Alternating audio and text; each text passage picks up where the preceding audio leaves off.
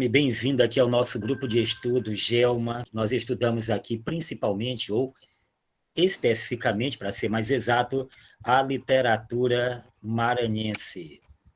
Nós nos reunimos aqui às quintas-feiras e uma vez por mês, geralmente na última semana do mês, nós temos a honra de receber algum convidado. Eu digo aqui que você está em ótima companhia.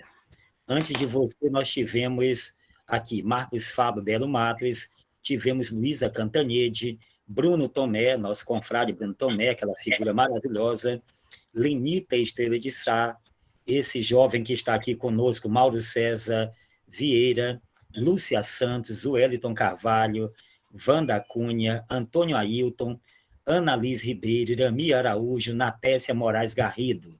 Então, você está em boa companhia. Aqui essas pessoas maravilhosas passaram aqui. E nós temos o seguinte, eu vou apresentar você para os nossos convidados e participantes, e depois você terá mais ou menos meia hora, 40 minutos, para falar sobre você, sobre sua obra, ou sobre o que você quiser. Aqui a liberdade é total, tá bom?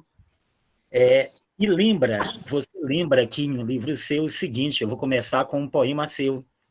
Esperança é o alimento do sonho. Esperança é a primeira que dorme.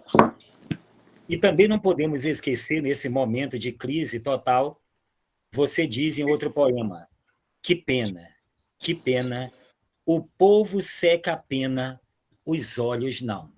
Aqui nós tivemos duas pequenas amostras da obra, da poesia desse jovem escritor. O jovem Daniel Blume Pereira de Almeida nasceu em São Luís do Maranhão, aqui nossa capital, no dia 27 de outubro de 1977. Para você observar, muito jovem, é advogado graduado pela UFMA, procurador do Estado, conselheiro fiscal da Ordem dos Advogados do Brasil, membro efetivo do Instituto de Advogados Brasileiros, entre outros cursos. Ele estudou harmonização do direito na Europa e o papel da advocacia pública na Università dell'Istituto de Roma, na Itália. Atualmente, cursa doutorado em Direito pela Universidade Autônoma de Lisboa. Ele escreveu vários livros e artigos sobre aspectos jurídicos. E, em poesia, ele tem publicado o livro Inicial, que é de Inicial, realmente, 2009. Depois, em 2015, o livro Penal. 2018, Resposta ao Terno, um livro que foi traduzido para várias línguas. E, recentemente, no começo da pandemia, ele publica Delações, seu livro, por enquanto, mais recente, além das outras obras que são da área de direito, que eu não coloquei aqui nesse rol. E além de participar de diversas antologias no Brasil e mundo afora. Não sei onde foi que eu parei aqui na biografia de Daniel. Parei onde? Alguém lembra aí dizer?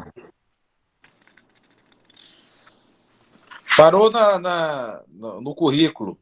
No currículo. Já tinha falado das obras, não? Já. Então, eu estava com uma dúvida só, Daniel. Na Academia Ludovicense, na Maranhense, em ambas você é cadeira número 15, é isso mesmo? Sim, por grata coincidência, sim. Uma coincidência muito rara. Exatamente. Então, Daniel, você Mas foi os patronos mudam, né? Mas o número é o mesmo. É interessantíssimo isso. Então, Daniel, seja bem-vindo aqui ao nosso grupo, tá bom? Você é nosso convidado especial deste mês de março. Como eu falei, você pode falar de você, da sua obra. Nós estamos aqui para ouvi-lo e para aprender com você neste momento tão especial. A palavra é sua, Daniel. Obrigado, professor Neres. Obrigado ao Gelma pelo convite, por esse trabalho de estudo de literatura maranhense. Eu acho que, dentre os itens mais importantes que eu carrego no meu currículo, é ser formado na Universidade Federal do Maranhão, mesmo antes de nascer, porque o leite que me gerou vem da UFMA. Minha mãe é a professora Sônia Almeida, também membro da Academia Maranhense de Letras. Fui criado nesse meio de estudos da UFMA e de literatura, me formei em Direito pela Universidade Federal do Maranhão e, recentemente, o meu mestrado em Direito foi reconhecido, foi feito na Universidade Autônoma de Lisboa, em convênio com a UFMA, foi revalidado pela Universidade Federal do Maranhão. E agora sou doutorando, como disse o Neres, na UAL. Inclusive, semana que vem já torno a Lisboa para dar seguimento a esses estudos de direito comparado, esses estudos lusófonos. Mas aqui a gente não está para falar de direito, a gente está aqui para falar sobre literatura. Como disse o Neres, eu já tenho 4 trabalhos publicados de poesia. O primeiro deles é o Inicial, né, esse livro, que foi publicado em 2009. Depois veio o Penal, aqui atrás. Veio o Penal, em 2002. Depois veio o Resposta ao Terno, que foi o meu livro até agora mais traduzido. Ele foi traduzido para o espanhol, para o francês e para o italiano. Foi lançado em Genebra. Ele ganhou um prêmio que gerou a tradução do livro para italiano e para o francês, e foi lançado na feira, no Salão do Livro de Geneve, em 2019. E ano passado, ao longo da pandemia, eu lancei Delações, que foi o meu 4º livro de poemas. Além de escrever poesia, eu também escrevo crônicas, gosto de escrever crônicas, e já estou, inclusive, reunindo esse meu conjunto de crônicas que eu já tenho feito ao longo do tempo para lançá-lo, talvez ainda em 2022. O nome do livro será Palavras Crônicas e vai tratar sobre esse estilo, né, que eu já publiquei de forma avulsa, mas não de maneira compilada. Mas eu estou aqui para falar um pouquinho do meu processo poético. Eu, na condição de operador do direito, mas que também exerço a poesia antes de saber que direito seria o ganha-pão da minha vida. Então, eu faço essa conexão, né, essa ligação no meu trabalho, inclusive nos títulos dos meus livros, entre o direito e a poesia, até porque é impossível dissociar a poesia do poeta, né? E, na verdade, o que eu tento fazer é trazer o avesso desse mundo gelado do direito, desse mundo aparentemente frio, trazer o avesso, com as sensações dos advogados, dos juízes e das pessoas que trabalham nessa área, trazendo um pouquinho também da política que cerca o Brasil, e também fazendo, muitas vezes, charges poéticas ou caricaturas poéticas de personagens ou personalidades que nos envolve nacional e de forma local aqui em nossa província do Maranhão. Até porque poesia, na minha concepção, não se faz apenas chorando, não é só com dor de cotovelo da mulher perdida ou da mulher amada, como fazia Gonçalves Dias, ou poemas de amor, ou que trata do corpo, né, de homens e mulheres, né? Enfim, às vezes a gente faz poesia rindo, né? Ou então às vezes faz poesia para poder desabafar na condição de risada contida ou mesmo do soluço que não pôde ser expressado em determinado momento. A gente vive cheio de regras sociais e a poesia, eu acho que ela quebra tudo isso. A poesia, ela veio na minha vida como catarse, para quebrar realmente as regras desse mundo jurídico que eu vivo. Tem uma frase muito interessante que eu gostaria de dividir com vocês, estudiosos não só da literatura como um todo, mas também da poesia. Neres, eu sei que é poeta, o Dino também escreve, interpreta, conheço todos eles há muitos anos. A gente tem uma frase do John Keating, que é um professor de literatura americano, que foi interpretado pelo Robin Williams naquele filme Sociedade dos Poetas Mortos. E ele começa o filme dizendo, subindo em cima de uma mesa na sala de aula, ele é professor de literatura, repito, e ele diz: rasguem os livros de análise poética. Ele diz que a poesia não é para ser medida, interpretada, a poesia é para ser apenas sentida, né? A poesia é impacto. Bem, eu acho que existe um certo exagero por parte do professor John Keating nessa frase. Eu acho que a poesia ela não pode ser mensurada, mas ela pode ser, sim, analisada, até dentro de um contexto histórico, onde ela foi criada, onde ela foi lançada, a partir do contexto social que o poeta escreveu aquela obra ou aquele texto. Enfim, eu acho que a poesia não pode ser escalonada como positiva, negativa, boa ou ruim. Eu acho que a poesia, ela melhor que ela seja sentida, até porque o critério de boa poesia ou poesia ruim fica mais ao talante desse estranhamento, né, que a poesia causa em cada um. Por isso que cada escritor, cada leitor tem o seu poeta preferido. Porque ele escreve melhor esse poeta? Não, porque sua poesia, sua obra impacta mais ou menos cada um que se dedica a essa leitura. E eu aqui adianto que meu poeta, não digo que é o melhor poeta, porque não quero dizer que existe uma gradação, uma métrica de poesia, né? Mas eu acho que, para mim, o poeta que mais me impacta sem dúvida, o Ferreira Goulart, que, por coincidência, é maranhense e foi também membro da Academia Brasileira de Letras e é o dono do nosso poema sujo, que de sujo tem muito pouco, né? Mas dentro da poesia cabe o sujo, o limpo, enfim. Repito, rasguem os livros de análise literária, mas só quando se lê poesia. Dentro da academia, eu acho que esses livros são necessários até para dividir as escolas poéticas, dividir os momentos e as formas de como se fez poesia ao longo do tempo. Mas, antes de começar, é bom fazer essa divisão entre poesia e poema, né?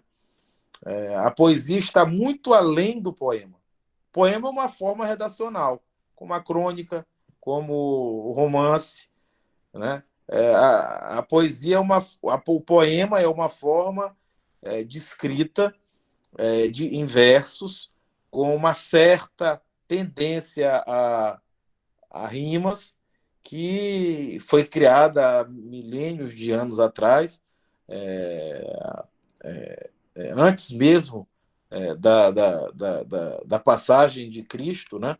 Existe essa divisão antes e depois de Cristo, mas há mais de 2000 anos atrás já existia poema, já existia. A poesia sempre existiu, desde quando o mundo é mundo, porque a poesia ela é o espantamento, ela é o sentimento, ela é a epifania. No quadro existe poesia, na música existe poesia, no olhar da France Marly, da France Meire, né? Perdão, da France Meire, da Megan, da Adriana, no olhar das mulheres, do olhar das mulheres brota a poesia.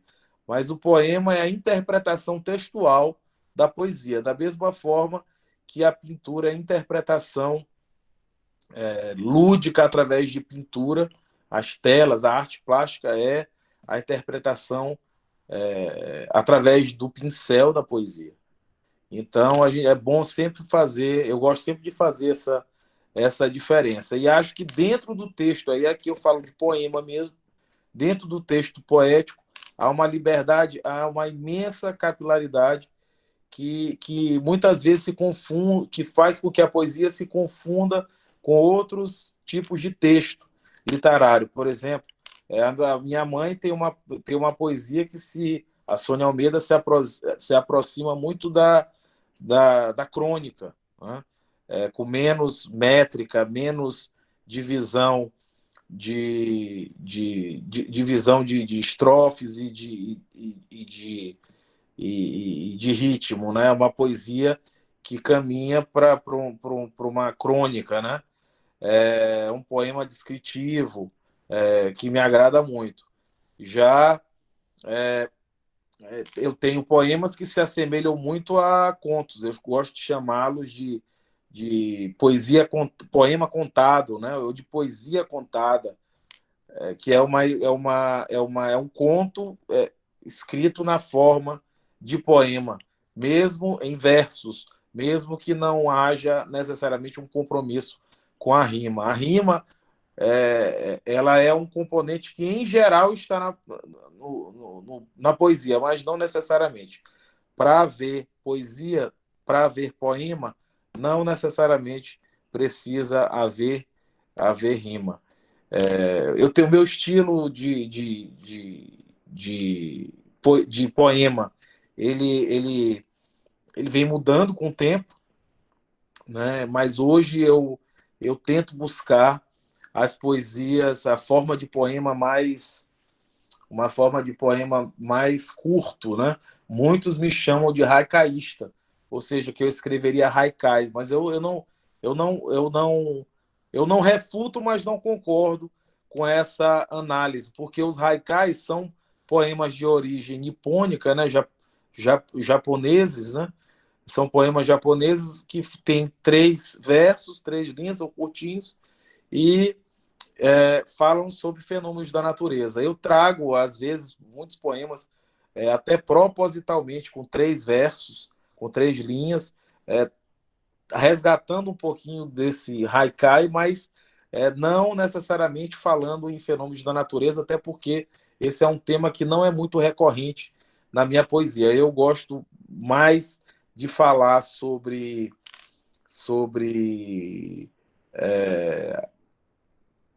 o realismo humano, né? As mazelas do ser humano. Gosto de falar também do amor, como todo poeta. Gosto de falar também, e não só do amor desejo, mas do amor carne.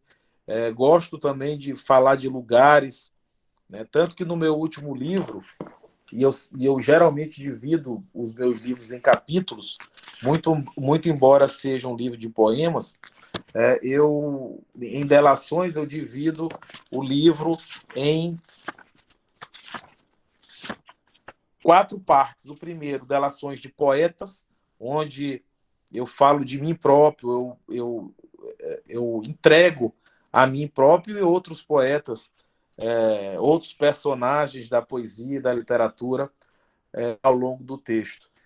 Falo depois de poesias de personagens, onde eu trago essas poesias contadas, ou seja, essas poesias que tendem a se aproximar à crônica, mas em forma de poema, e trago também críticas sociais. O Neres trouxe um verso do meu segundo livro, O Penal, que fala que a pena seca e os olhos não.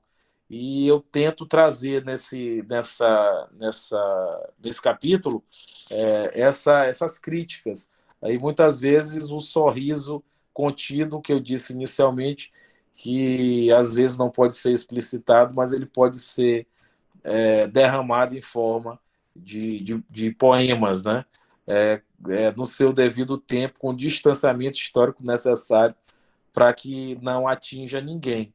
E trago também o terceiro capítulo de Delações, repito, delações de lugares, que são passagens ou praias ou montanhas ou ruas que me tocam, né? Que trazem me trouxeram essa epifania, a vontade de escrever, o impulso da poesia que depois é transmitido e racionalizado dentro do poema. E aqui eu falo de São Luís, eu falo de Portugal, eu tenho uma grande ligação, né, com Lisboa, inclusive, por estudar lá, e assim por diante. Falo de praia, falo de casa de fado, trago um pouquinho de Marrocos, de Roma, e assim por diante. E o último capítulo fala em Delações de Corpos, onde eu falo daquela mulher, do desassossego, do ébrio, do interfone,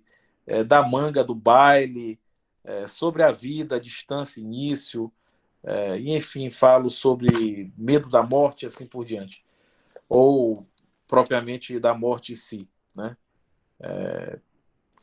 Enfim, eu tento dividir esse poema. Eu repito, não falo pouco de fenômenos da natureza, por isso que não me considero um haicaísta, mas gosto de fazer poemas, ou se o poema não é curto, os versos serão curtos necessariamente, porque nós vivemos hoje em tempos, talvez eu já tenha conversado com alguns de vocês sobre isso, nós vivemos em tempos, como dizia Bauman, que morreu recentemente, líquidos, instantâneos, né? E eu, como Bandeira Tribus, não quero ver os meus livros de poema presos em uma estante, né? Eu quero meus livros na rua, eu quero a poesia da rua. E hoje em dia a gente precisa adaptar, eu ouso tentar adaptar a minha literatura a esses tempos líquidos, instantâneos, imediatos. Inclusive com a leitura desprezada, né?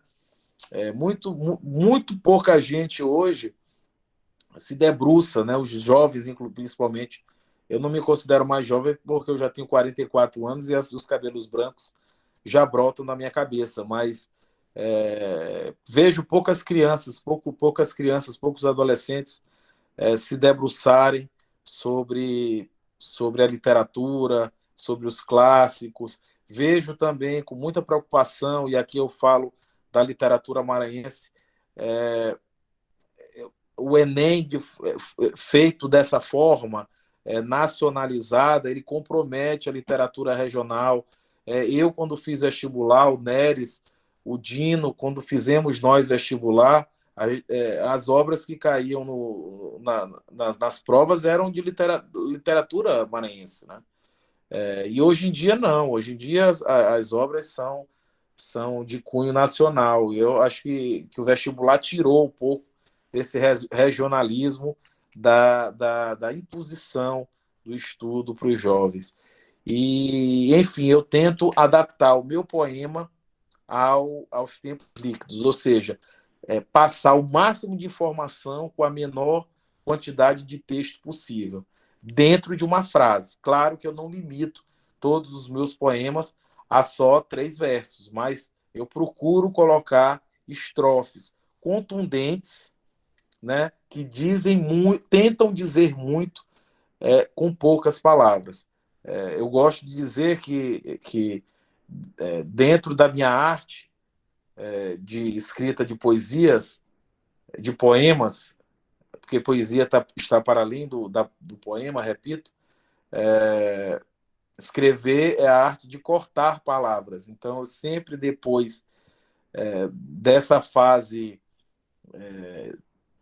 de inspiração, quando eu sento para racionalizar a poesia, transformando ela em poema, eu sempre tento deixar o texto o mais enxuto e contundente possível dentro do verso, mesmo que o poema acabe tendo várias páginas com vários versos, mas eu procuro limitar a quantidade de palavras de palavras dentro do verso e do próprio verso dentro de cada estrofe, para poder deixar o poema mais contundente, mais palatável a quem não tem a paciência e o prazer que todos nós temos de ler, por exemplo, o Guês Errante de Sousandas, que é uma poesia imensa, mas que hoje em dia só os acadêmicos, os literatos ousam, né, e têm o prazer de estudar, porque ela tá ela não se adequa mais a essa instantaneidade, uma forma de poesia que não se adequa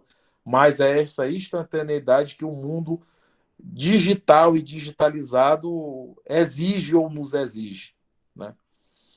Enfim, mas dito um pouco dessa minha característica que eu tento lapidar ao longo do tempo, não me limito por ela, até porque acho que a poesia não pode ser limitada nem por fatos exógenos, né? Nem pela sociedade em si. Mas quando a gente lança um livro, eu sempre procuro dizer que um livro é lançado no sentido de ser jogado ao público, né? De ser transposto ao público. Eu acho que o escritor deve se preocupar também, não apenas com consigo próprio, ou não apenas escrever para a academia, mas escrever para o grande público, né? E fazer com que o grande público perceba a sua mensagem da mesma forma que os intelectuais.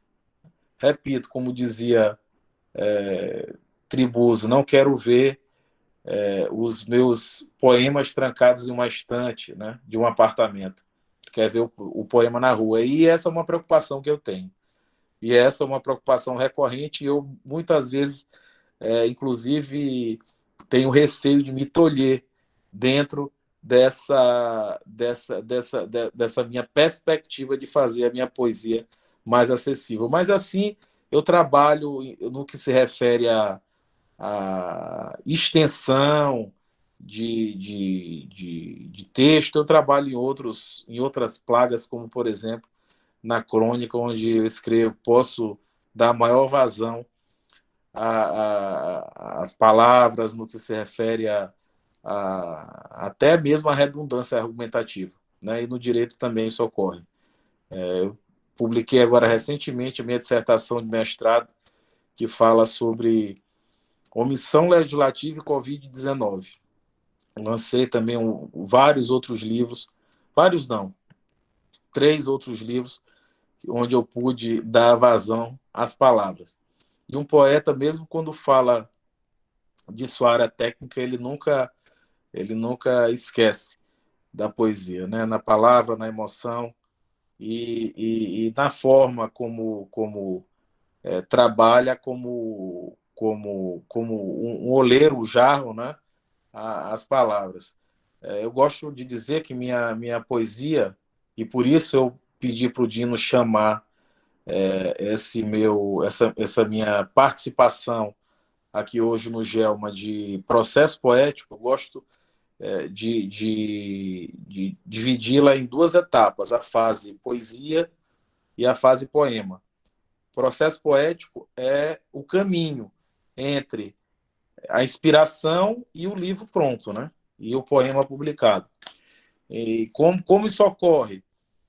Pelo menos comigo, e eu vejo que isso é recorrente em vários poetas, como, por exemplo, Salgado Maranhão, que é meu amigo, e já conversei com ele algumas vezes sobre o assunto. Quando a gente sente uma inspiração, um estranhamento, um pulsar diferente no coração, né? O que se chama, muitas vezes, de epifania, isso impacta, né, o poeta. O poeta não se torna, o poeta nasce, né, com essa capacidade de ver o mundo de uma forma diferente. E quando vem essa visão poética, ela não espera. Então a gente escreve, eu pelo menos escrevo no meu bloco de notas do telefone, ou no meu computador, ou uma folha de papel, ou mesmo em um guardanapo, e depois trago isso para o meu computador e deixo maturar. Às vezes o tema me machuca, o tema não é um tema agradável, e às vezes eu deixo ele maturar durante, às vezes, até anos, para depois poder tornar a esse tema como, desculpa a expressão, às vezes como um cachorro volta ao seu vômito para poder escrever sobre aquele assunto que tanto me machucou naquele momento. E aí eu vou racionalizar aquele poema, aquela poesia. Vou racionalizar em poema aquela poesia. Eu vou transformar aquela inspiração, aquela dor, aquele estranhamento em, em poema. E aí, quem escolhe o momento é o poeta, sou eu. Aí eu geralmente guardo isso para os tempos as noites, né, onde eu tenho mais tranquilidade e faço isso como hobby.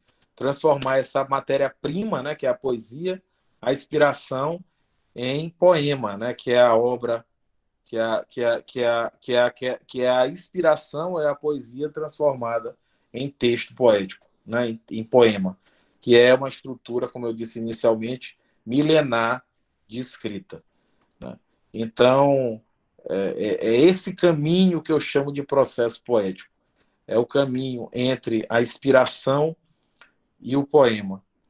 E às vezes ele demora muito tempo. Agora, eu gosto sempre de dizer também, e muitas pessoas me perguntam se tudo. Gente, isso está virando um monólogo. Se alguém quiser falar alguma coisa, por favor, me interrompa, até para que eu possa calar um pouco a boca de vez em quando. Enfim, mas tá uma delícia conversar aqui com vocês. Enfim, muita gente pergunta se eu vivi tudo, e vocês são escritores, vocês sabem. Muitas pessoas perguntam se eu vivi tudo aquilo que eu escrevi. Claro que não, né? Imagina se Machado de Assis, o bruxo do Cosme Velho, viveu tudo aquilo que escreveu em sua obra. Não, claro que não. Mas o escritor e o poeta é uma espécie de antena social, né? E que transforma em literatura o que está ao seu redor e ao seu derredor. Às vezes uma música te traz um poema, uma poesia que vira depois poema. Né? Um filme, uma experiência que um terceiro viveu.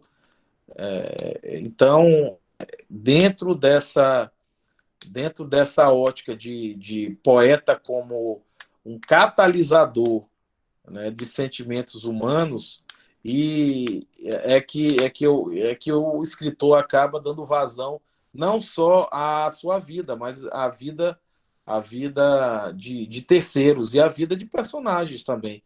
Existem personagens dentro da poesia, não apenas dentro do romance, até porque na poesia cabe tudo, inclusive nada. Na poesia cabe tudo, inclusive o vácuo. Eu tenho um poema que trata desse assunto. Então, o processo poético, repito, é esse caminho, né, entre a inspiração e o poema. Porque, mais uma vez eu reitero, poesia e poema não são sinônimos. Né? A poesia é muito maior do que o poema, né? Repito. E eu tento dizer isso em vários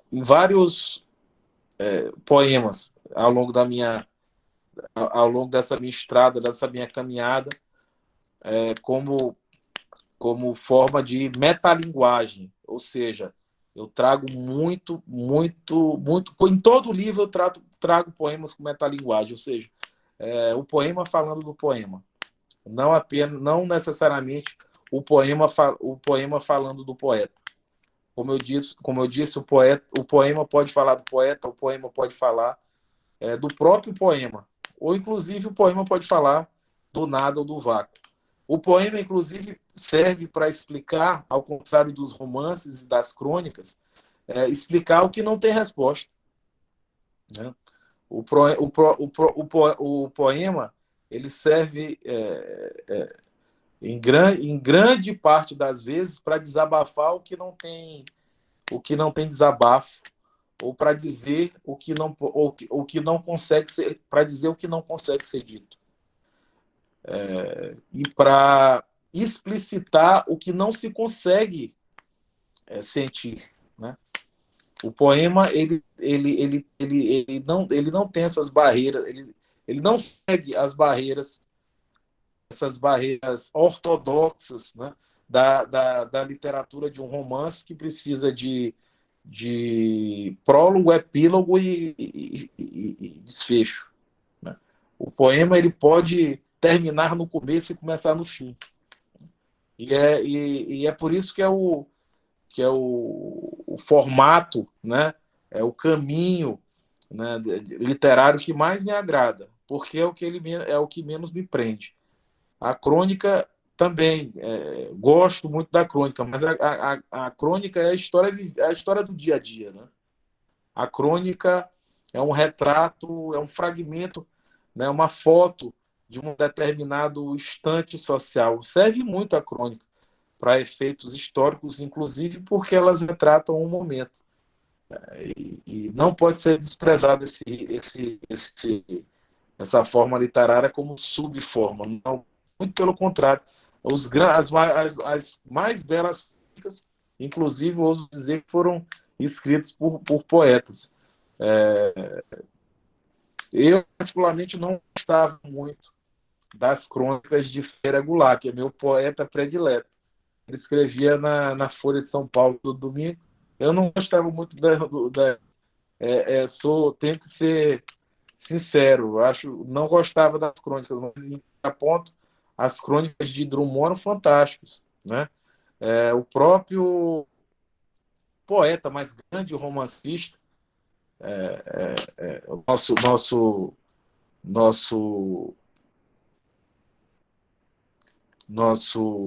me fala o nome, são tantos escritores,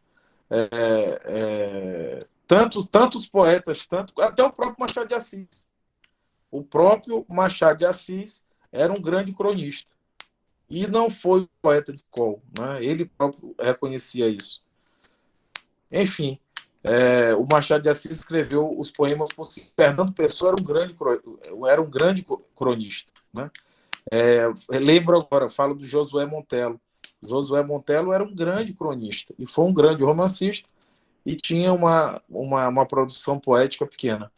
Enfim, eu acho que mais importante do que o estilo literário é a poesia que contém e que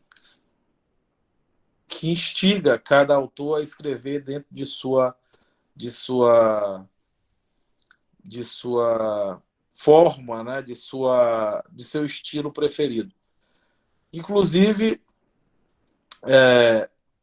repito, não só a literatura, mas o poema, na minha concepção, ele serve como um divã, uma catarse, uma forma de explicar o que eu não sei. São com esses apontamentos, meus amigos e minhas amigas, que eu prefiro aqui agora mais escutar para depois responder, mais calar para depois falar, que eu me coloco à disposição de vocês dentro desse tema de processo poético, me coloco à disposição de vocês para que a gente possa aprofundar mais o debate através de críticas, de apontamentos, para que não se torne essa minha passagem aqui no Gelma um monólogo. Eu vim aqui para o diálogo. E se no final dessa palestra, ou melhor, no final dessa conversa sobre poesia, eu conseguir confundi-los, eu me sinto satisfeito, porque é dentro da confusão, né? É dentro da confusão que se promove o saber dentro da dialética do tese, antítese e síntese, que muito bem explicada pelo velho guerreiro, pelo Chacrinha, quando dizia: não estou aqui para explicar, estou aqui para confundir. Então, são com essas palavras que eu agradeço mais uma vez a participação e me coloco à disposição para a gente ler alguns poemas depois e trocar ideias sobre processo poético e sobre literatura maranhense. Muito bem, Daniel. Dino, fica com a palavra aí, Dino. Tudo bem, Daniel Blum. Você percorreu essa questão aí do processo de criação E dá para a gente observar, né, que uma das marcas da sua poesia, sobretudo em resposta ao termo, é a questão de você se deter sobre essa construção da poesia. E a gente pode citar este poema, né, se chama Papel, em que você diz: escrever é viver no papel um papel de si. Conforme, né, se vive, escrever é risco, que se corre e escorre na escrita. De almaço a almoço, torna-se isca quando se risca. É preciso impreciso rabisco. A gente pode, então, falar, Daniel, que uma das marcas mais fortes da sua produção poética, né, não só em Resposta ao Terno, mas nos outros 3 livros de poesia, é esse sentir de como se faz poesia, qual é a missão como poeta e como eu consigo ver essas circunstâncias todas que estão em volta de mim, não só a cidade que você não é, digamos assim, um poeta que está ligado a esses problemas da cidade, mas você parece se mergulhado em questões mais universais, né? Não só em São Luís, de modo geral, no mundo inteiro, e tem essa luta, né? Esse conflito em ver essas questões todas e lançar no papel. Então, eu queria que você falasse um pouquinho mais sobre essa transposição e se essa metapoesia, isto é, muitas vezes você falar sobre como eu construo a poesia, não seria uma das marcas profundas suas? Obrigado pelas colocações. Acho que sim. Todos os meus livros eles trazem essa metapoesia, essa metalinguagem. Inclusive, eu destaco em um dos meus livros, no Resposta ao Termo, já que tu falaste de luta, um poema que eu falo, né, de metalinguagem, falo desse processo de construção do poema entre a inspiração e a escrita, e esse poema se chama Luta. Eu vou tentar ler ele aqui para vocês. Luta. O silêncio não é ausência de barulho. Quando ensurdecedora, calada invade o dia, consome a noite. Mente e dedos se negam a escrever sobre a pressão que invade o tórax. Comprime a fenda do peito. Na abundância de oxigênio, falta ar. Respiração normal do coração que corre de algo para algum lugar. No barulho do silêncio, a dormência, sem ser infarto, impele mente e dedos, enquanto palavras rasgam um tórax dormente da traqueia ao umbigo. As pegadas do poema têm vida, vontade e força, capazes de asfixiar quem lhes oculta. Na luta do corpo com o poema, vence sempre a poesia. Então, é com esse poema Luta que talvez eu consiga expressar o que eu não sei, que é a forma, né, esse processo poético da inspiração ao poema, que pressiona o peito, trava os dedos, mas que nessa luta entre poeta e poesia, de poeta ao poema, sempre prevalece a literatura. E que bom que seja a literatura, nesse caso, a literatura maranhense. Bom, gente, estão abertas as inscrições. Vocês podem escrever no chat ou levantar a mão E nós temos uma pergunta aqui da Renata Barcelos no chat. Até que ponto os conhecimentos de direito que você foi construindo foram transportados ou são transportados para o poema? Falhou. Pode ler novamente, por favor? Até que ponto seus conhecimentos de direito são transportados para o poema? Ah, sim. Bem, em vários... Eu tento... em vários... Na verdade, em vários não. Em todos os meus livros eu trago temas jurídicos para... Inclusive para os títulos do livro. Por exemplo, delações. Delações, ele tem um termo técnico, né? Eu não uso ele no seu termo técnico no livro, mas ele traz essa ambiguidade. Eu acho que o meu poema ele é um pouco... Ele permite um pouco que eu desate o nó da gravata para que o nó da garganta se sobressaia. No meu primeiro livro, inclusive, no livro inicial, eu tenho um poema chamado Avesso, que trata exatamente sobre o conhecimento jurídico e a profissão do advogado observada de dentro para fora, ou seja, eu falo da vida do advogado por dentro e não apenas na aparente frieza da racionalidade que é esculpida, né, dentro de um estereótipo de advogados.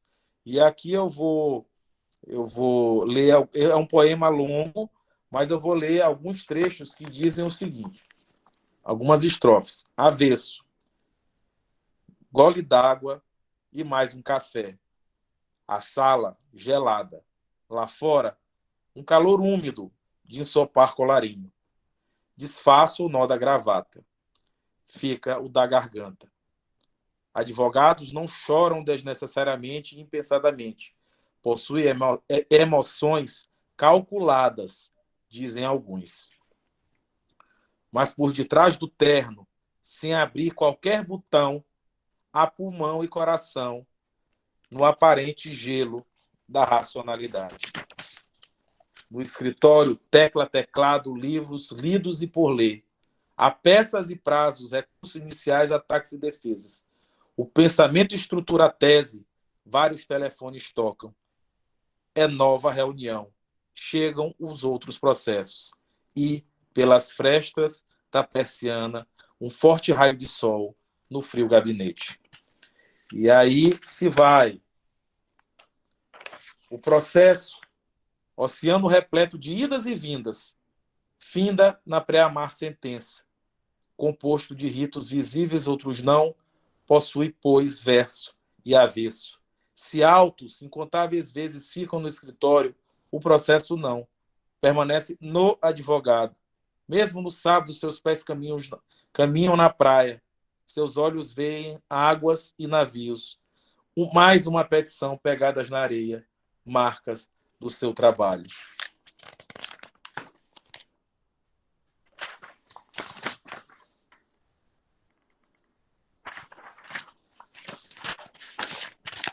No que a frieza chama, o sol revela.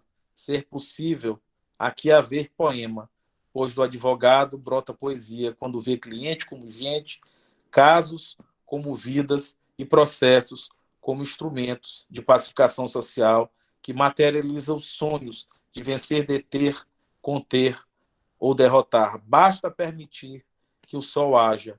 Assim, o patrono, defensor e protetor passa a ser também poeta judicial.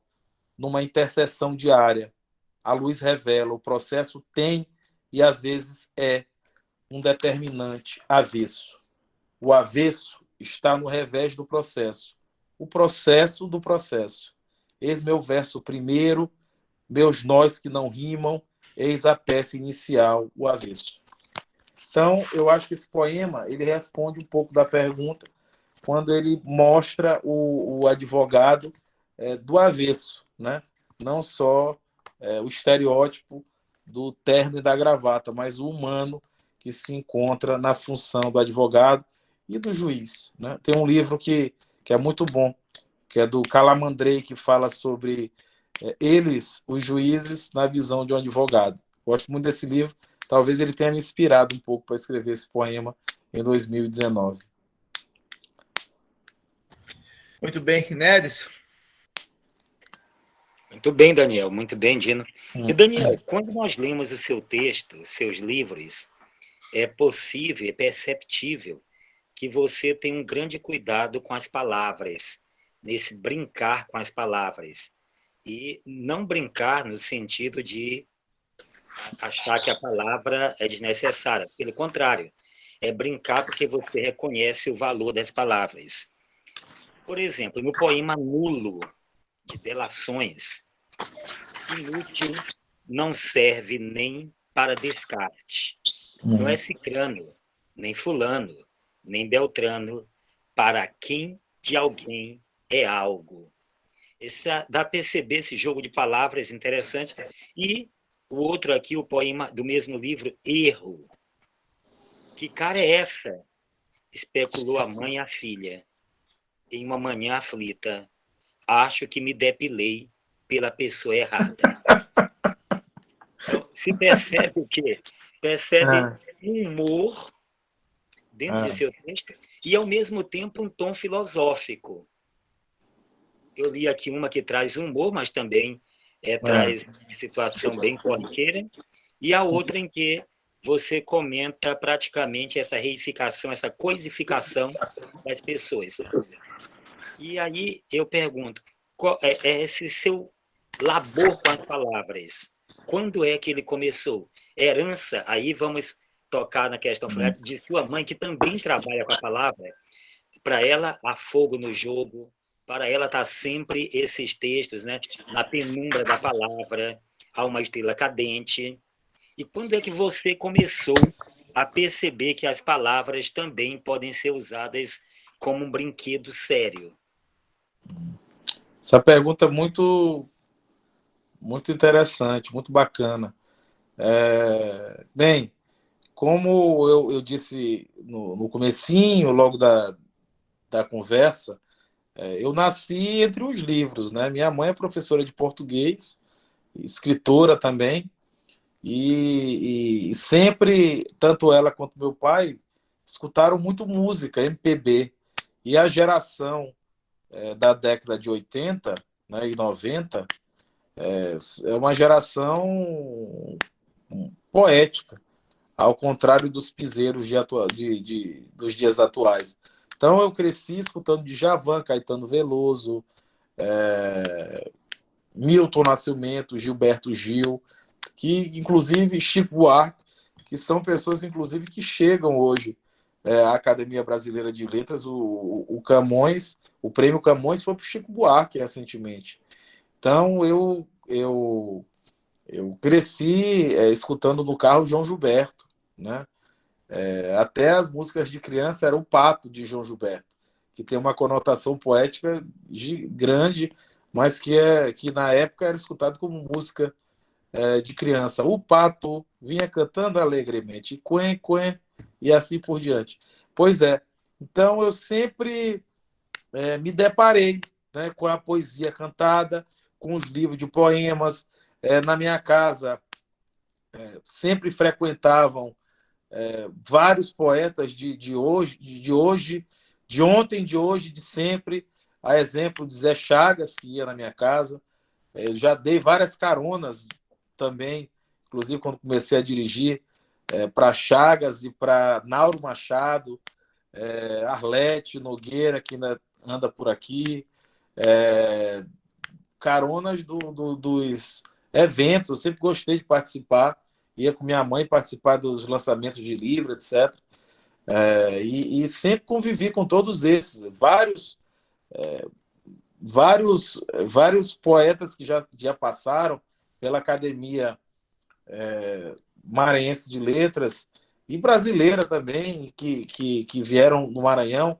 Cito Luci Teixeira, também sempre frequentava a minha casa. Jomar Moraes, enfim, o desembargador Filgueiras, também me lembro dele muito lá em casa.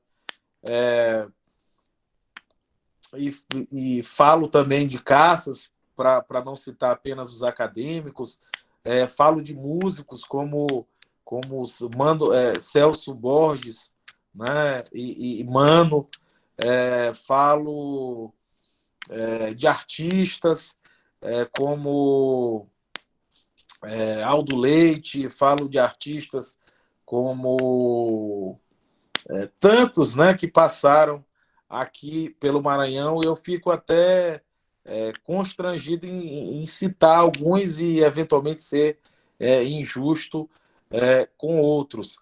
Mas, enfim, minha casa sempre foi cheia de artistas e nossos meios sociais também. E, naturalmente, né, esse sentimento, essa estranheza com a poesia, ela sempre, ou melhor, ela sempre não, ela desde cedo começou a tocar. Tanto que eu já ensaiava alguns poemas na escola, sempre rascunhava algum tipo de crônica com um apelo poético, até que em 1998, num livro organizado por Dirceu Adler, chamado Latinidade, eu publiquei meu primeiro poema. Né? Um poema ainda bem imaturo, mas foi ali, juntamente com Sônia Almeida, com Chagas, com Nauro Machado e tantos outros que fazem a história do Maranhão. Tive a oportunidade de cruzar também, de falar com o próprio Ferreira Goulart, Josué Montelo, José Sarney, que hoje é o único maranhense na Academia Brasileira de Letras, e muitas vezes acho ele estigmatizado dentro da literatura por ser político, mas que é um bom poeta e também um dos escritores que mais bem conseguiu traduzir a linguagem do maranhense, a linguagem, abro aspas, do maranhês, para os romances. E aqui eu cito apenas O Dono do Mar, que é para trazer, onde ele traz essa linguagem do pescador, e do pescador maranhense, para ser bem mais exato, das lendas, nesse romance que eu reputo um dos melhores já escritos em nossa terra. Pois bem, eu sou fruto desse caldeirão, né? De acontecimentos. Sou filho da UFMA inclusive antes de fazer UFMA, eu já, como acadêmico de direito, eu já frequentava, né, o Tatuzão ali embaixo, onde tudo no que se refere à cultura, tudo mesmo acontece. Muito bem. A Renata também pergunta o que mais instiga na produção de Ferreira Goulart. Olha, Ferreira Goulart, o que mais me instiga é ele conseguir trazer poesia e fazer do poema imagens inusitadas para muitos poetas. Por exemplo, um tema recorrente na poesia de Ferreira Goulart, que eu encontro em poucos outros poetas, é a cozinha, as frutas que apodrecem na cozinha, a banana que de amarela se torna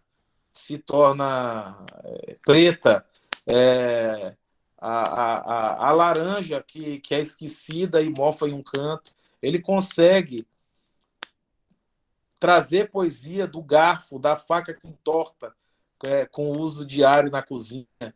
Eu acho incrível, né? Essa é a dimensão da visão poética do Ferreira Goulart, porque a maioria dos poetas, inclusive, são estereótipos.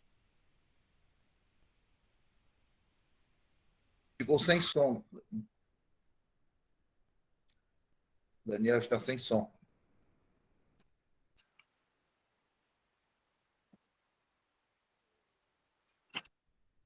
Tipo, Daniel? Deve ter caído também, Dino. Nós estamos caindo de vez em quando. Verdade. A minha imagem que falhou, né? A minha voz continua, né? Mas o Goulart consegue trazer, fazer poema e trazer poesia de elementos que, para mim, são inusitados para esse propósito. É verdade. A Megan ia falar. Tem um poema, né, que eu gostaria de ler aqui, que é o poema Risco, que é o seguinte: a Qual é o falha. livro? O risco é Resposta ao Terra ou Relações? Não, eu acho que é o Resposta ao Termo. Tá. A falha não é da folha, é das letras que fogem. A falha é do arisco que não desce do papel interpretado. Desta confissão, há mais risco que há risco no definitivo do texto. Mas um poema, então, em que você trata dessa escrita, de como a poesia chega até você e de como, ao materializar em poema, a poesia ser transformada em poema, há um certo conflito, que vai me lembrar não só de Almeida, Neres, Daniel. Tá? Eu ia dizer justamente o seguinte, né? Onde foi que Daniel foi beber nessa fonte, né? E a gente costumava perguntar para Nauro Machado se ele havia bebido em Augusto dos Anjos. E ele dizia não. Né? Acontece que o Augusto dos Anjos também foi beber nas mesmas fontes que eu, porque eu li Augusto dos Anjos depois de ter escrito alguns poemas. Né? Eu também te perguntaria isso, né? Se na sua poesia não tem muito mais, né, desse conflito que está dentro da obra de Nauro Machado do que propriamente do que vai aparecer na poesia de Sônia Almeida. Né? A poesia de Sônia Almeida, que o Neres lembrou ainda há pouco, ela também é metapoesia, mas não se vê esse conflito todo, não é? Que está ali presente dentro da construção. E na sua poesia a gente percebe da mesma maneira que está esse conflito presente também em Nauro Machado. Então eu perguntaria se você também foi leitor e ainda é leitor bastante, né, dessa poesia de Nauro Machado, porque me parece ali que é uma fonte que aparece bastante, né, nessas questões que você aponta.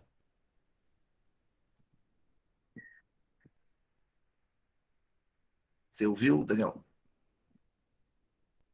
Acho que ele não ouviu, né? Porque saiu o do celular. O áudio. Está me ouvindo, Daniel?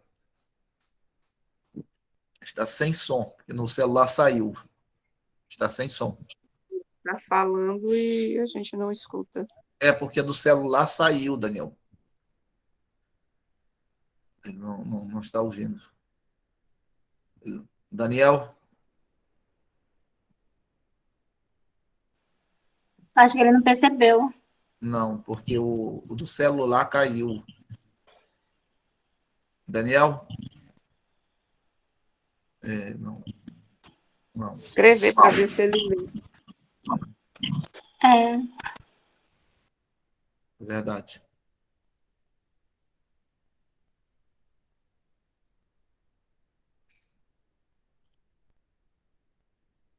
Ele não está. Porque caiu o celular.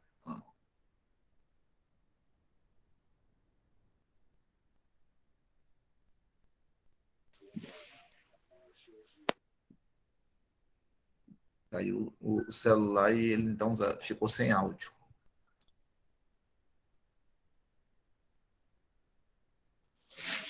Eu acho que ele leu. Será que ele leu a mensagem? Hoje a nossa internet está. Voltou então. Voltou. Daniel, está ouvindo agora? Mas ainda está sem áudio. Coloco do celular. Pronto. Pronto, agora voltou. Quando, Então, quando o Dino... mas aí você desliga do outro que Desliguei está já. com ela. Acabei de desligar. Sim.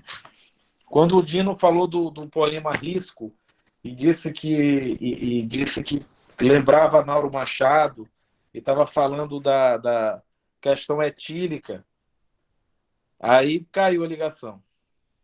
Eu ia dizendo, né, que se Ah, você não foi beber na fonte de Nauro Machado, porque Neves ainda há pouco lembrava sim. sobre como é metapoesia, e a Sônia Almeida construiu muito, né?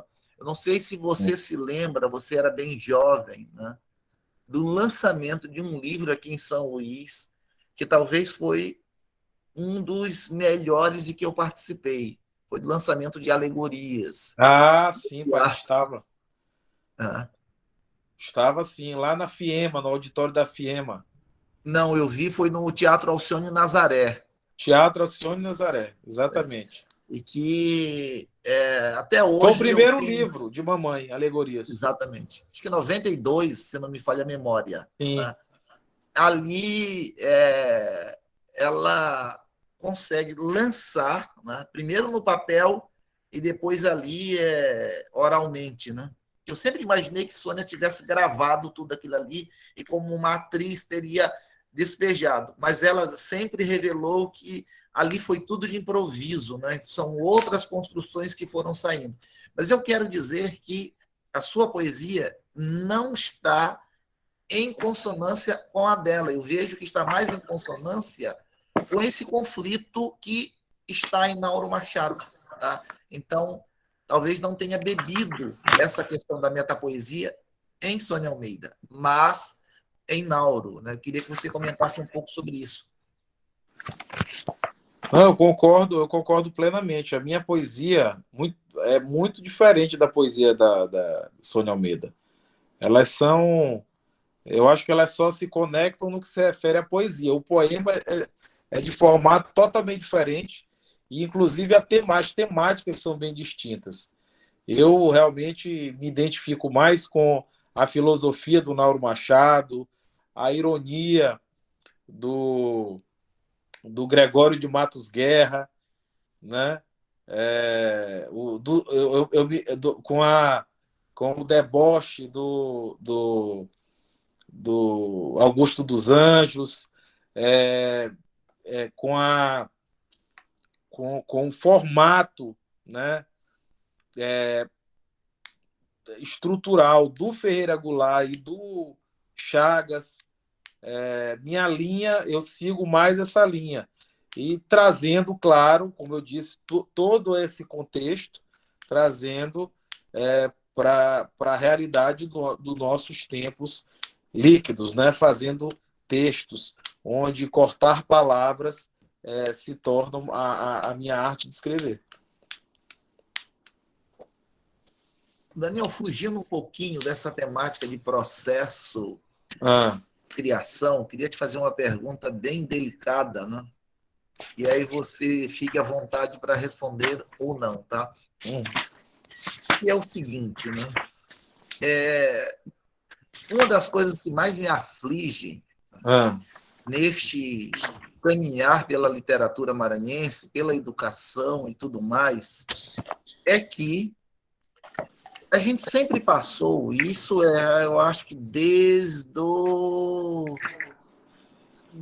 que Maria Firmina dos Reis publicou Úrsula, ou talvez desde que o Aloysio Azevedo escreveu um Lato. Né? Que nós falamos tanto que nossa terra é cheia de poetas, que nossa terra é letrada, aquela questão toda, mas, de fato, né, o que a gente vê, seja a geração que nasceu nos anos 70, 80, 90, a geração que nasceu a partir de 2000, já no século XXI e tal, o que a gente vê é que, mesmo que um governante, mesmo que o pessoal que trabalha na justiça, o pessoal que trabalha no poder legislativo, enfim, de modo geral, mesmo que as pessoas digam que a literatura é um bem público do Maranhão, é aquela questão toda, Por que você, como escritor e como operador do direito, pessoa que transita em todos esses polos, todos da criação e, digamos assim, certas partes do poder, por que é tão difícil a gente colocar na classe dominante maranhense que a literatura não é um favor que se faz para a sociedade, mas é um direito de todos, tá? Da mesma forma que consumir samba, consumir música de Bom Meu Boi, consumir tambor de crioula, não é um favor que se faz ao artista. É, na verdade, uma obrigação que a gente faz com a sociedade brasileira. Por que é tão difícil o maranhense que se diz tão letrado, mas a classe dominante tem essa dificuldade tão grande? Eu acho que esse problema não é só do Maranhão, esse problema é do Brasil, infelizmente. Eu não conheço hoje em dia, depois da morte de Ferreira Goulart, nenhum poeta que vive dos seus livros de poesia. A maioria, se nós verificarmos na Veja, na lista dos mais vendidos, todos são livros de autoajuda, né? E quem são os maiores ficcionistas hoje do Brasil? Quem são os maiores escritores hoje do Brasil? Quem vive da literatura e pode se dizer rico, bem-sucedido da literatura do Brasil? Eu vou citar um que teve que fugir do Brasil em razão fugir, entre aspas, em razão da carga tributária sobre a produção dele literária, né? Eu falo do autor do autor de Brida, né? Que é nosso membro da Academia Brasileira de Letras, o bruxo Paulo Coelho. Paulo Coelho. Paulo Coelho mora hoje em Genebra, né? Para que ele possa sobreviver bem de poesia, perdão, de literatura. E a literatura do Paulo Coelho, inclusive, é bastante criticada por ser considerada uma mistura de ficção com autoajuda, né? E esoterismo. Mas ele, quer queira, quer não, é o brasileiro que mais vende livros no mundo, né? O Manuel Bandeira tinha uma frase que dizia o seguinte, que quem era membro das academias de letras eram chamados de imortais porque não tinham onde cair morto. Então, isso historicamente isso ocorre. E com os poetas mais ainda, né? Todos nós conhecemos a história dos grandes poetas. O Aloysio Azevedo, que foi um dos maiores escritores do Brasil de todos os tempos, que descreveu o Rio de Janeiro no Cortiço, descreveu o Maranhão no Mulato, né? Ele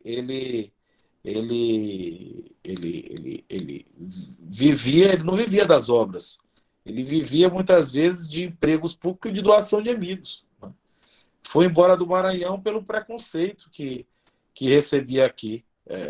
Enfim, Machado de Assis era funcionário público, trabalhava de manhã e de tarde, depois do almoço, se recolhia para leitura e para escrita. E escreveu o que escreveu. Imagina se Machado de Assis conseguisse vender seus livros e viver da literatura full time, 100%. Não precisasse trabalhar nos ministérios como funcionário público para poder manter sua família, né? Quanto mais ele teria escrito, né?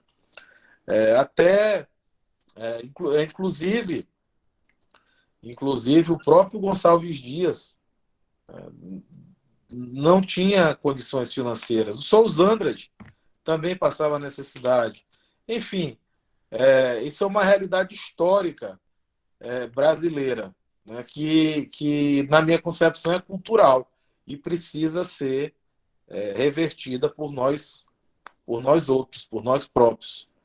Acho que um país que não investe prioritariamente em cultura é um país, em literatura, é um país fadado ao subdesenvolvimento perene. O Brasil deve inverter suas prioridades, o Maranhão deve inverter suas prioridades. Hoje nós temos um governador que ingressou na Academia maranhense de letras, mostra pelo menos um interesse individual pela literatura, né? E espero que nos próximos tempos, né, estamos em épocas de escolha de governantes, tanto em sede local quanto em sede nacional, nós possamos priorizar o que é prioritário, né? Deixar as disputas políticas, a dicotomia, o maniqueísmo do bem contra o mal, em prol de uma construção nacional, que deve ter como substrato, obviamente, a educação. E quando falo de educação, falo de literatura, falo de valorização do professor e valorização do escritor. Repito, aqui no Maranhão,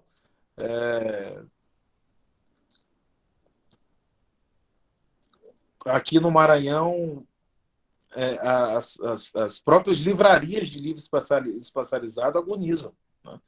Eu tenho a honra de ser advogado da AMEI e sei dos problemas que a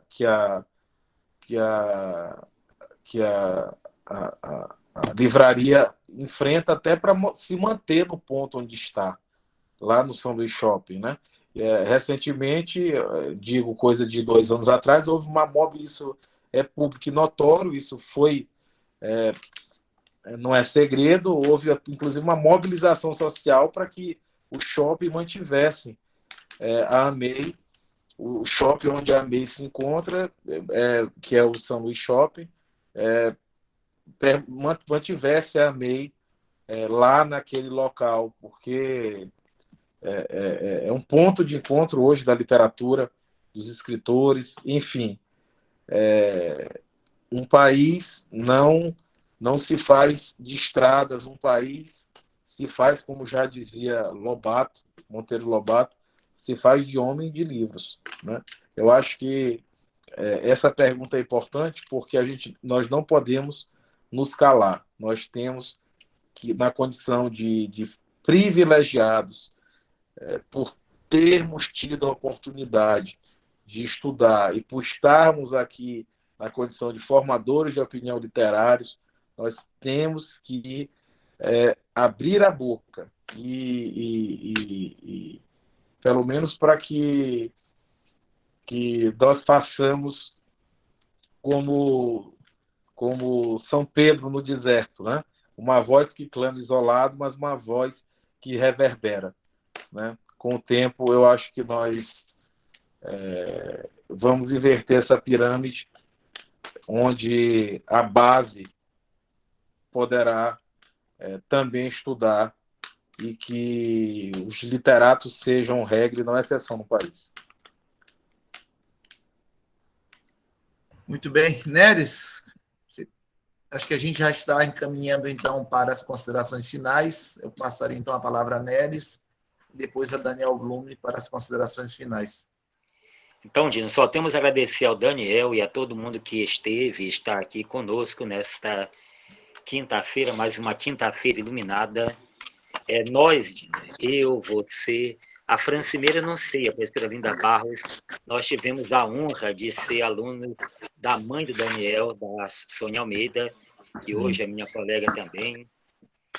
Então, agradecemos a você, Daniel, por essa explicação sobre sua obra.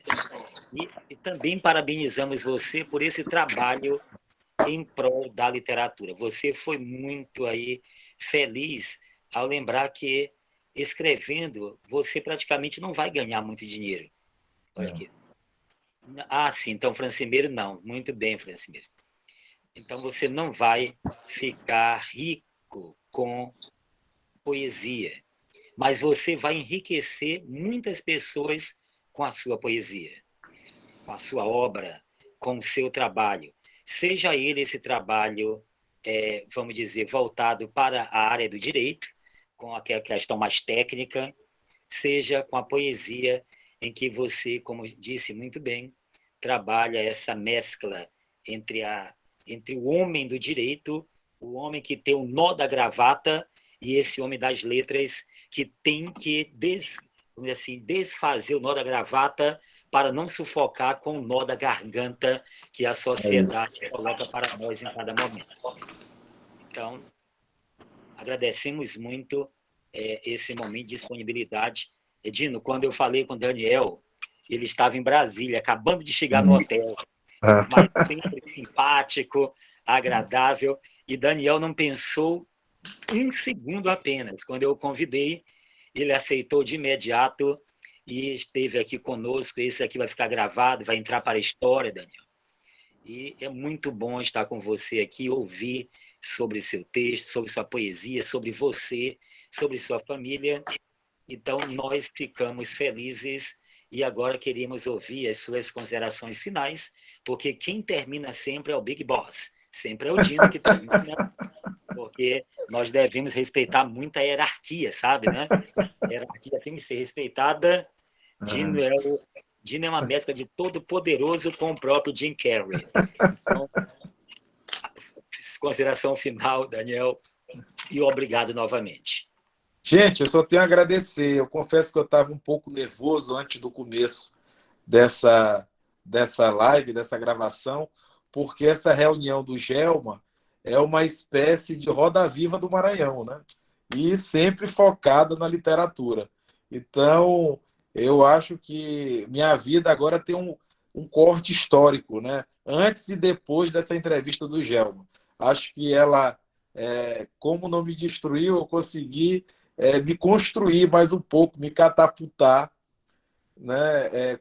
Não só como escritor, mas como não só como poeta, mas como escritor, né? Da literatura maranhense. O fato de estar aqui entre vocês, sendo alvo de um estudo, né? De uma instituição da UFMA acerca da literatura maranhense é um motivo de muita alegria, de muita honra e de muita responsabilidade. Mostra que talvez eu esteja no caminho certo, no caminho da literatura, no caminho das realizações sociais, da entrega para a poesia, desse processo poético que começa, como eu disse, da inspiração ao livro e da história do Maranhão. Eu tento, falando em história, honrar através dos meus livros, e assim também sei que faz o Dino e o Neres, honrar essa nossa história, né, literária tão rica do Maranhão. Um estado tão pobre em termos de desenvolvimento social, em termos de gente, de população, de comida. Eu falo aqui realmente de telhado de comida na barriga. Um estado tão pobre, mas tão rico em literatura, em livros, em perspectiva. E hoje eu vejo que nós não vivemos só da história de glórias, né? Hoje nós temos escritores e pesquisadores de ponta a nível de Brasil e de mundo, né? Que conseguem, apesar de todas as agruras e das dificuldades daqui do Estado, se destacar e mostrar seu trabalho mundo afora. E eu, sendo alvo desse estudo, para mim é um motivo de grande alegria e fico grato a todos vocês. Talvez nem mereça tanto. Obrigado. Nós é que agradecemos, Daniel, né? Nós costumamos dizer, né, que a literatura maranhense tem, ao longo da sua história, né, nós estamos caminhando já para 190 anos oficialmente da literatura maranhense, né, se a gente considerar a publicação de Hino à Tarde do Odorico Mendes em 1832. Né? Claro que bem antes, né, muita gente já estava escrevendo, mas se a gente considerar, né, aquela visão de Antônio Cândido, né, do sistema literário brasileiro, o nosso sistema literário começa de fato a partir de 1832. E que desde essa época até agora, 2001, a gente sofreu altos e baixos. Né? Em alguns momentos houve um grande marasmo, e novamente um boom, né? E que, tanto na questão aí, né, mais econômica, digamos assim, mas sobretudo na questão cultural, literária, eu acho que a época de 2001 até agora, né, março de 2022, nós estamos num boom, né, numa onda que esperamos seja longa, duradoura, nas próximas décadas, sem mais marasmos, né? E a gente costuma dizer que muita gente está fazendo história na literatura maranhense, né? O Neres, desde o final da década de 90, já vinha produzindo, mas seu primeiro livro já é no século XXI. O seu primeiro livro, eu acho que é de 2015, não é isso? 2009. 2009, né? Mas você já vem publicando desde do final dos anos 90, e de maneira que o que a gente está vendo, Daniel, é não só um boom em São Luís, mas pela primeira vez na história, nós estamos acompanhando, né, a publicação de poetas em Pedreiras, né, publicação em Caxias, quase todos os anos, em Balsas, em Imperatriz, em Moção, que nós teremos uma academia, talvez agora em 2022, né, em Pinheiro, em Alcântara nem tanto, né, que Alcântara é uma cidade que, entre aspas, é quase morta, né, em termos de academias e outras coisas mais. Né? Mas se a gente está vendo aí um boom em produção literária, nós, pela primeira vez, estamos acompanhando também um boom na produção de textos sobre a literatura. Daniel, nunca se produziu tanto no Maranhão obras sobre a literatura, isto é, teoria literária sobre a literatura maranhense.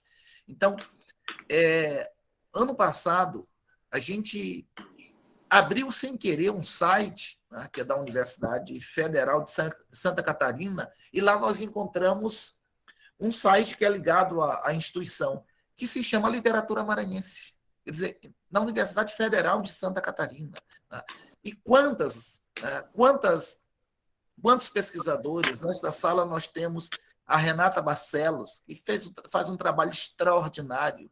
Nós temos o Darville, que está fazendo doutorado, é professor no Rio de Janeiro, e tem um carinho enorme, é um pesquisador formidável e estuda literatura maranhense. Tá? Nós temos o Matheus Gatto, né, que é metade maranhense, metade paulista, né? Ele fez a graduação aqui no Maranhão, né?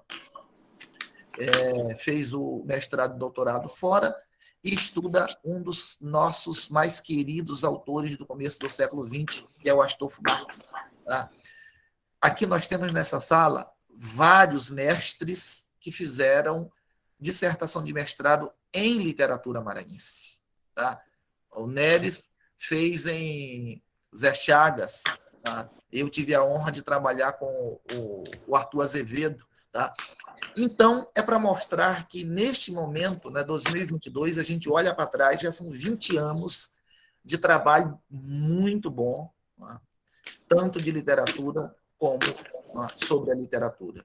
E, Daniel, você faz parte dessa história com 4 livros. Se tivesse apenas um, se você tivesse apenas um livro, Resposta ao Termo, só, você já estava na história da literatura maranhense. Obrigado. Além de publicar Resposta ao Termo, que caiu na graça de muita gente fora do Maranhão, muita gente leu e se encantou com seus textos. Geralmente, esses poemas são citados em vários lugares do Brasil. Alfredo Bose, que eu ia dizer, o Frei Beto, qual o outro, né? Leonardo Boff. Exatamente, Leonardo Boff, né? Gosta muito dos seus textos, e de maneira, então, que essa produção toda já finca você no que nós chamamos de historiografia da literatura maranhense. Então, a gente agradece de coração a sua presença aqui. A partir de hoje, a gente conhece muito mais da sua produção, porque você mostrou um pouco do seu fazer, do como você constrói essa poesia. Então, É dessa maneira que a gente vai conhecendo, né? Fazendo essas pesquisas e vai construindo um pouco mais sobre esse grande panorama que é a nossa literatura maranhense. Então, muito obrigado mesmo de coração, a gente se sente muito bem depois dessa noite, tá? Obrigado mesmo. Obrigado, gente. Até sempre. Até logo.